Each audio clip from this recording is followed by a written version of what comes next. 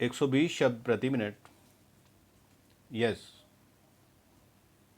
वित्त आयोग की राजकोषीय समेकन समिति की ताज़ा रिपोर्ट के अनुसार विकास दर घटकर 6% से 1% तक रह सकती है। इस रिपोर्ट के अगले दिन ही रिजर्व बैंक ने बैंकों की तरलता बदलने की घोषणा की। उधर आत्मनिर्भर भारत अभियान के तहत घोषित पहली 111 राहत योजनाएं एमएसएमई के लिए थी, जो बैंकों के जरिए बगैर किसी जमानत के दी जानी थी। लेकिन 12 दिन बाद भी बैंक ऋण देने की हिम्मत नहीं जुटा पा रहे हैं। इसका कारण है 3C, सीबीआई, सीवीसी और सीएजी का डर।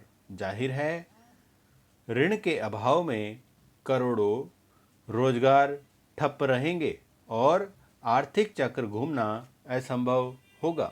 वित्त आयोग की रिपोर्ट भारत के आर्थिक विकास को लेकर दुनिया की सभी मकबूल संस्थाओं की रिपोर्ट से अलग और ज़्यादा डराने वाली है। लिहाजा वित्त मंत्री ने पार्टी के एक आंतरिक साक्षात्कार में इस डर को निराधार बताते हुए बैंकों से आग्रह किया है कि वे इन 3C का डर छोड़कर ऋण दें। अगर उनके फैसले गलत होते भी हैं तो इन तीनों में से कोई संस्था उन पर कार्रवाई नहीं करेगी, क्योंकि इस कर्ज की जमानतदार स्वयं सरकार है। उन्होंने बैंक के अध्यक्षों को इस संबंध में आदेश जारी करने का आग्रह किया है, लेकिन लगता है बैंकों के शीर्ष अधिकारी इस बात से चिंतित हैं कि अगर ये ऋण वापस न हुए या इकाइयां बंद हो गई तो कालांतर में शायद सरकार भी अपनी जुबान से मुकर जाए। इसलिए वे स्पष्ट सरकारी आदेश चाहते हैं। हाल में बैंकों के खिलाफ हुई कार्रवाइयों से अधिकारी हतोत्साहित हैं। बहरहाल देखना है कि सरकार की कथनी कब तक कार्य रूप में तब्दील होती है, क्योंकि लॉकडाउन से क्षतिग्रस्त छोटे उद्योगों के लिए पहली ज़रूरत कार्यशील पूंजी है। वे इस हालत में नहीं हैं कि बैंक को अपनी भावी औद्योगिक क्षमता से प्रभावित कर सकें। स्थिति पहले अंडा हुआ या मुर्गी वाली पहले जैसी है। सरकार को आगे आना होगा। एक प्रतिष्ठित सरकारी अधिकारी ने भारतीय शासन व्यवस्था के बारे में बेहतरीन बात कही थी। यह 3 इंजनों से चलती है, पीएम, सीएम और डीएम, प्रधानमंत्री, मुख्यमंत्री और जिला मजिस्ट्रेट। मैं उन्हें इस सटीक टिप्पणी का श्रेय दूंगा, लेकिन साथ ही अपना विवेक भी इस्तेमाल करूंगा। मैं चाहूँगा कि मैं जो तर्क पेश कर रहा हूँ उसका दोष उन्हें न दिया जाए। इस महामारी के दौरान सरकारों ने एक्ट का सहारा लेकर जो विशेष शक्तियां हासिल कर ली हैं, वे इस पुरानी टिप्पणी को प्रासंगिक बना देती हैं।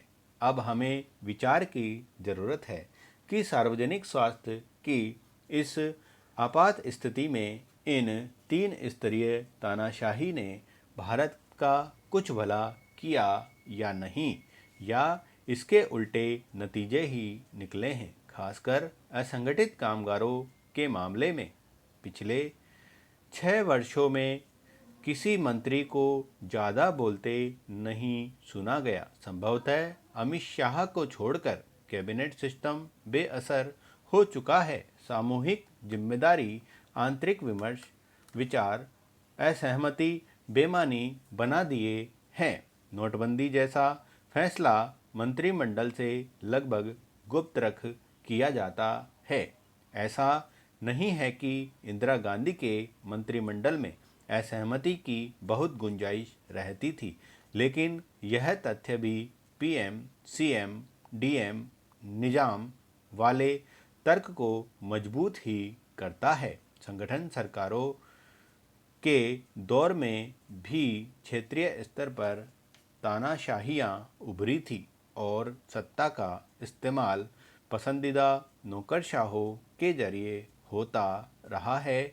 इस महामारी ने उस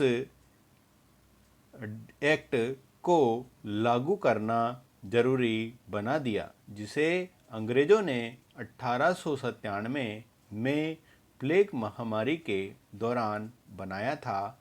अब आपदा प्रबंधन कानून से यह और मजबूत हो गया है। सुनामी के बाद इस कानून को बनाते समय यूपीए ने इसके इस हश्र की कल्पना नहीं की होगी। आज महामारी से केंद्र सरकार को सारे अधिकारों का केंद्रीकरण करने का कानूनी आधार मिल गया है।